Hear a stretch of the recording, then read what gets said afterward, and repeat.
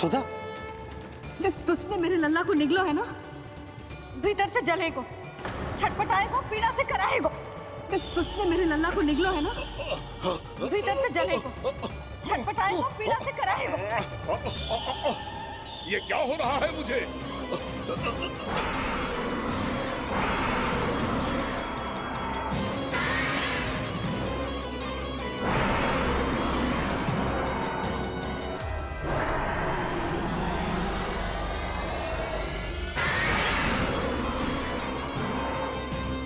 मुझे ऐसा क्यों लग रहा है जैसे भीतर से जल रहा हूं मैं? ये क्या हो रहा है मुझे?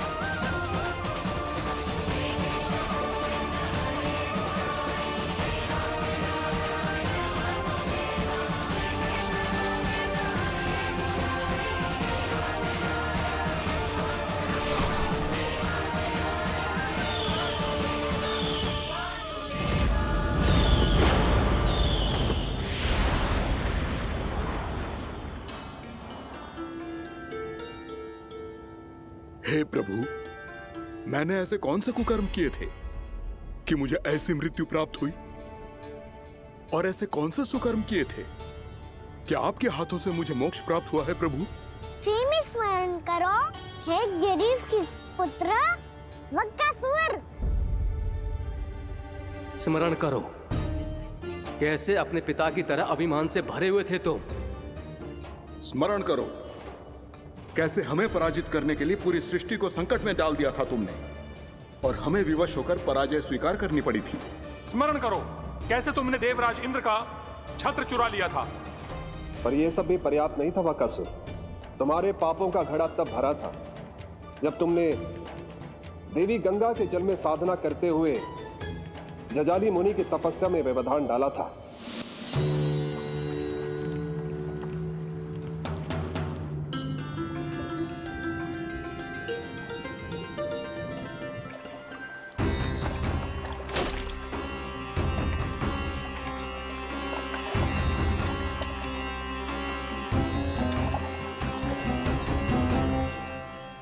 रुक क्यों गए चालक?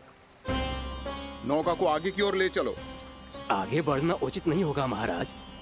यहाँ से कुछ ही दूरी पर जालजली मुनि तपस्या कर रहे हैं। तो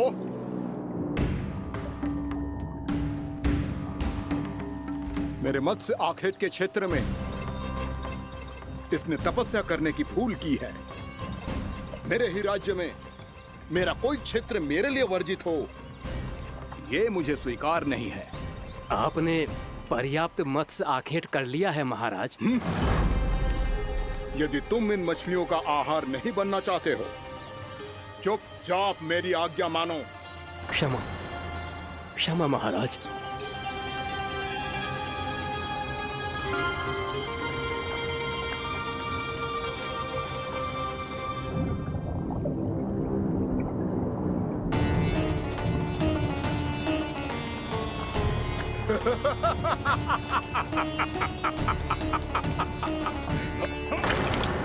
मुनिवर, रक्षा कीजिए, रक्षा कीजिए मुनिवर, हमारे प्राण बचाइए मुनिवर, मुनिवर हमारे प्राण बचाइए।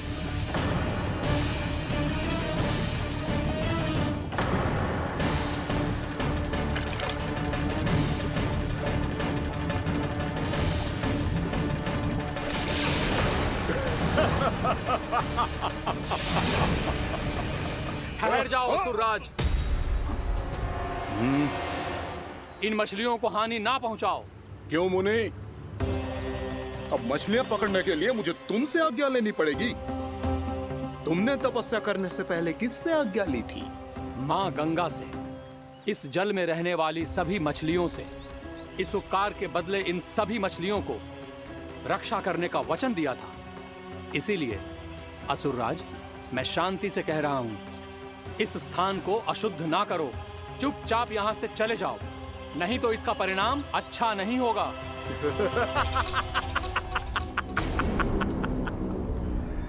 तुम जिन देवताओं की तपस्या कर रहे हो ना मुनि, उन्होंने भी मेरा कुछ नहीं बिगाड़ पाया था, और तुम मुझे धमकी देने का दुस्साहस कर रहे हो।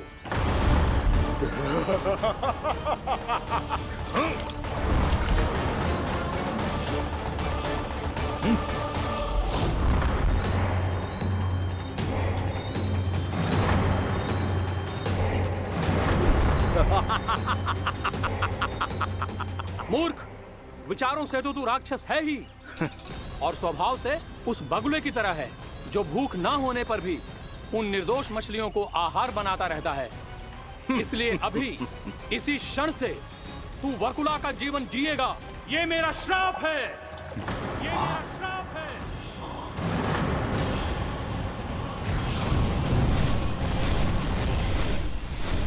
श्राप पाने के बाद तुम्हें आभास हुआ कि तुमने कितना बड़ा अपराध किया था, और तब तुम जजाली मुनि से क्षमा याचना करने लगे। तुम्हारे अपराध बोध को जानकर मुनि से शांत हुए और उन्होंने तुम्हें वरदान दिया। श्राप से मुक्ति का एक ही मार्ग होता है असुर, पश्चाताप। तुम्हें अपने भूल का पश्चाताप है, इसीलिए मैं तुम्हें वरदान देता हूं। तुम्हें मेरे श्राप से मुक्ति अवश्य मिलेगी। स्वयं प्रभु श्री नारायण के अवतार इस बगुले के देह के बंधन से तुम्हें मुक्त करेंगे।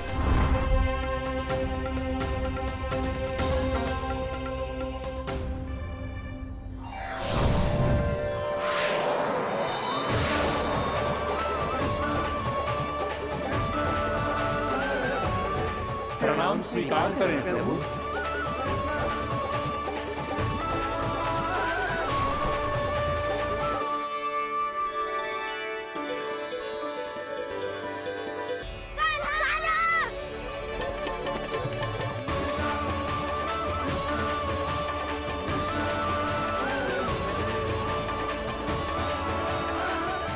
मुझे ना बताओ कि तुम सबने क्या देखा है, चाहे जो देखो है, बस मैया से कछु मत ही बताना।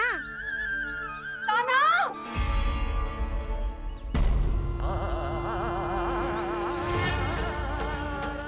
कान्हा! मेरा लल्ला!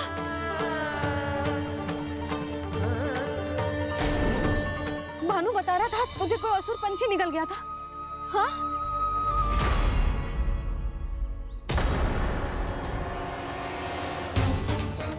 हे नारायण, ये क्या है?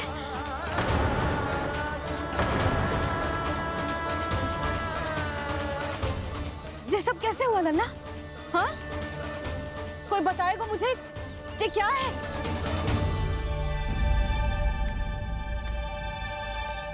श्रीधामा, मधुमंगल, चिची को सब कुछ बता दो।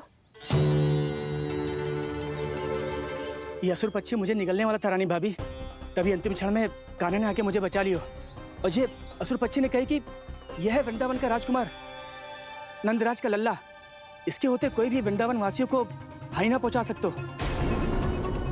रानी भाभी, कान्हा ने अपने प्राणों की चिंता ना करी और इस क्रूर राक्षस से भिड़ गए और इस राक्षस पक्षी ने इसे निगल लियो। इतना पर्याप्त है खोला काका, सब कुछ बताने की आवश्यकता नहीं है। ये सब देख के सारी बालक मंडली इतनी व्याकुल हो गई कि सबने अपने प्राण अर्पित कर दिए और इस असुर पक्षी से कहे कि हमें खा लो और हमारे सखा को छोड़ दो। इन बालकों का पराक्रम देख के सभी देवतागण यहाँ आ गए और उनके हृदय भी पिघल गए और उन्होंने इस राक्षस पक्षी से युद्ध करके इसे मार गिराया। देवताओं के राजा इंद्र के वज्र का प्रहार तो मैंने अपनी आंखों से देखा है ताई जी। और फिर उसके बाद अग्निदेव ने अग्निवस्त्र का प्रहार किया। जय ना काकी, वरुण देव, कार्तिकेय, यमदेव सबने मिलके युद्ध किया इस राक्षस से। कहा था अभी मत बोलना। अरे सब मिलके फंसा दोगे मुझे।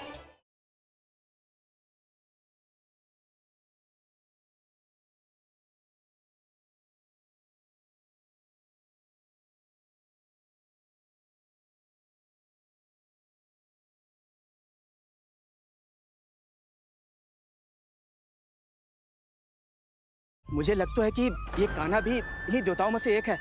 संभव तो है जीजी। हाँ जीजी, मुझे लगता था कि श्री नारायण की विशेष कृपा है हमारे कान्हा पे, पर अब तो देख के लग रहा है कि हमारा कान्हा ही स्वयं श्री नारायण है।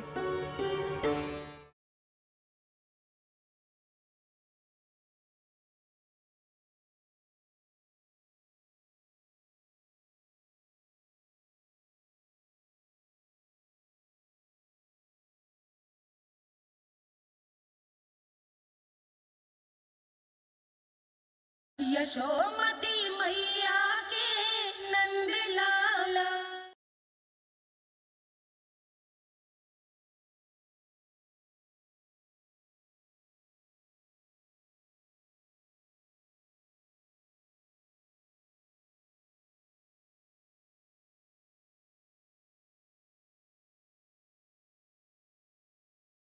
जय माँ भद्रकाली, हमारे शिव शंकर भी आए थे छोटी माँ। जाओ आप भी।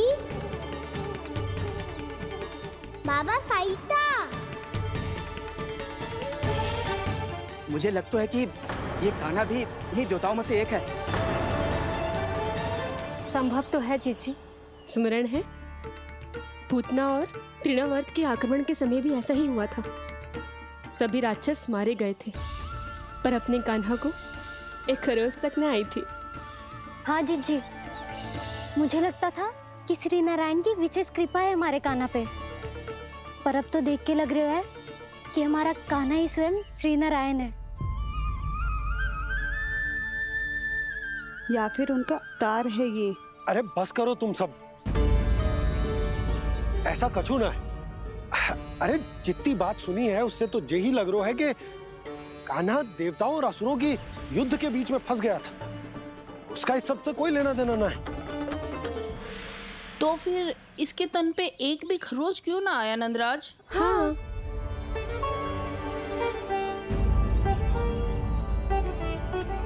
है काकी, खरच तो है। दिखा लल्ला। भैया बात पीड़ा आ रही है, कुछ करो ना। चिकोपिया भी ना अति करती है। श्री नारायण का अवतार हो तो इतनी तनिक सी खरोच पे ऐसे रो तो क्या? बस बहुत होगा। अब तो तुम सबने सीमा ही पार कर दी है। कभी से श्री नारायण बुलाते हो, कभी श्री नारायण का अवतार। तनिक कछु हो ना जाता है कि तुम सब कहानियां बुनने लगती हो।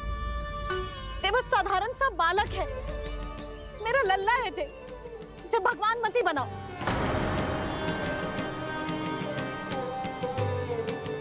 और तू, क्या आवश्यकता थी तुझे यहाँ आने की? हाँ? वो भी मुझे बिना बताए। मेरे से छल करके आए हो तू। अब तू घर चल, ऐसा दंड दूंगी ना कि मैया बहुत पीड़ा हो रही है। मैया बहुत पीड़ा हो रही है मैया। हाँ नन्ना, तू घर चल, मैं तुझे औषधि लगा दूंगी। हल्दी का लेप लगाऊंगी ना, झट से ठीक हो जाएगा। चल चल।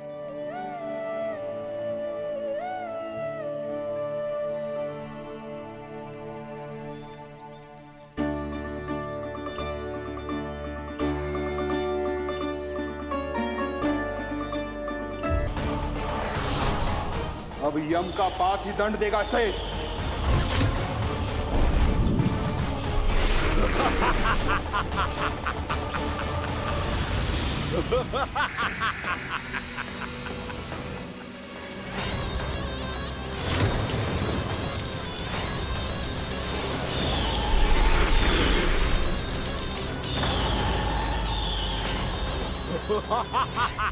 तूने जल की धार को भले ही काट दिया हो दुष्ट, पर हिम में धार नहीं होती। अब मेरी हिम शक्ति तुझे जमा कर नष्ट कर देगी।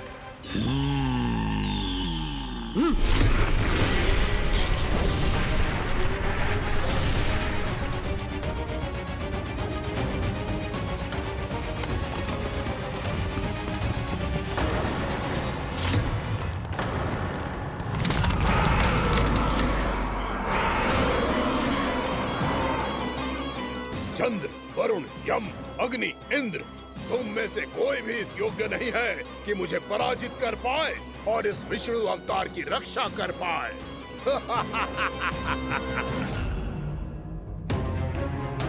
इस असुर को तो देवता कुछ ना बिगाड़ पा रहे हैं। अब क्या? ये कान्हा भी इन्हीं देवताओं में से एक है। संभव तो है जीजी। हाँ जीजी, मुझे लगता था कि श्री नारायण की विशेष कृपा है हमारे कान्हा पे, पर अब तो देख के लग रहा है कि हमारा कान्हा ही स्वयं श्री नारायण है। मुझे लगता है कि ये कान्हा भी इन्हीं देवताओं में से एक है। संभव तो है जीजी। हाँ जीजी, मुझे लगता था कि श्री नारायण की विशेष कृपा है हमारे कान्हा पे, पर अब तो देख के लग रहा है कि हमारा कान्हा ही स्वयं श्री नारायण है। श्रीहरि प्रसन्न हो गए, मेरे भगवान आ गए, मेरे श्रीहरि आ गए, मेरे भगवान आ गए, मेरे घर मेरे भगवान आ गए। प्रेम से बुलाओ, चले आएंगे हरि भी।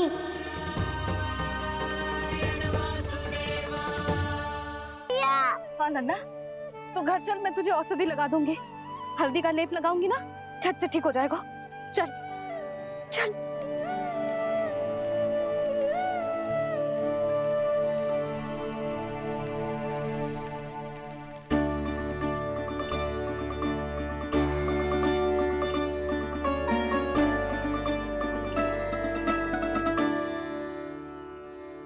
बस लल्ला बस, रो मत। चल चल चल, आजा। अभी औषधि लगाऊंगी ना, तेरी सारी पीड़ा लुप्त हो जाएगी। आजा आजा, बैठ जा लल्ला। अभी आई मैं। हाँ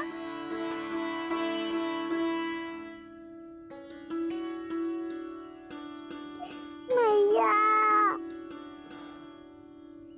अरे तो अभी तक रो है? क्या कह रही थी सारी गोपियां? बता। के मेरा लल्ला श्री नारायण का अवतार है, दिव्य है, भगवान है।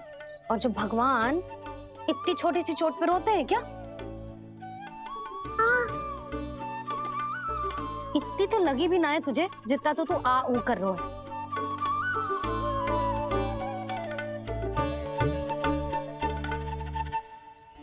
आओ ना, करूंगो।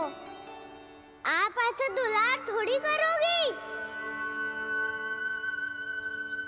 ओहो, वृंदावन का गौपालक जो इतनी छोटी सी चोट पे रोता है ना, गोप बालकों का मुखिया इतनी छोटी सी चोट पे रोता है। मेरा लल्ला तो सबसे शक्तिशाली है, जो इतनी छोटी सी चोट तो क्या बड़े बड़े राक्षसों से भी ना घबराता है। हाँ, एक बार में सबको समाप्त कर देता है कि ना? हाँ मैया, यदि कोई राक्षस वृंदावन की ओर टेढ़ी दृष्टि करके आएगा, तो सबसे पहले कान्हा को सुरक्षा में खड़ा पाएगा, फिर चाहे जो पाल बन के आए या बगुला बन के।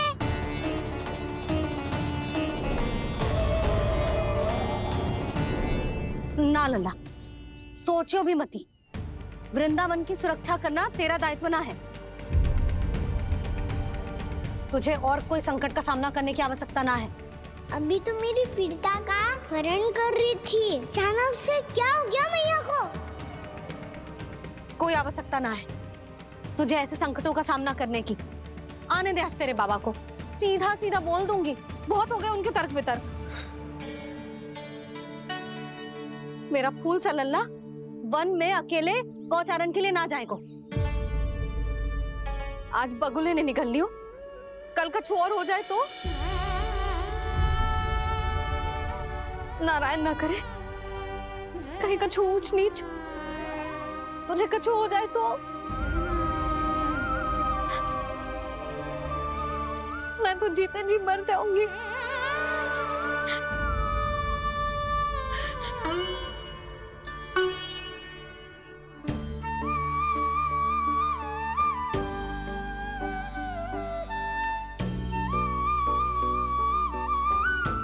वीर लल्ला की वीर मैया इतनी से बात तो रोती है क्या? क्या करूं कान्हा, तुझे ऐसे बार बार संकट के मुंह में जाते हुए ना देख सकती मैं। तो फिर मैया मैं वचन देता हूँ, आज के बाद मैं गौचारण के लिए तभी जाऊंगा जब आप आज्ञा दोगी। पक्का? छल ना करेगा ना मेरे साथ? मैंने कब छल करो मैया? अच्छा ठीक है, ना करूँ छल। यदि आपसे पूछे बिना बाहर निकलो तो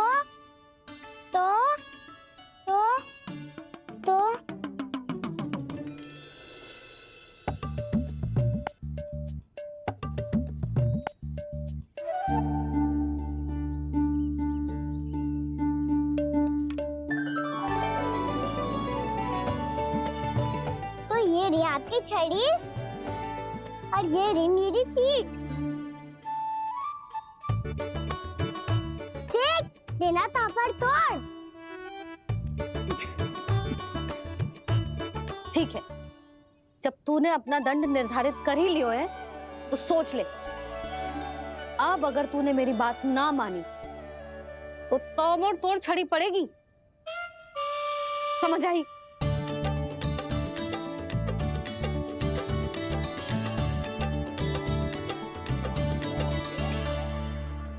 अच्छा ही है कि कान्हा कुछ दिन घर ही रहे। आज वन में जो हुआ है अवश्य कंस ने ही करवाए हुए वो सब।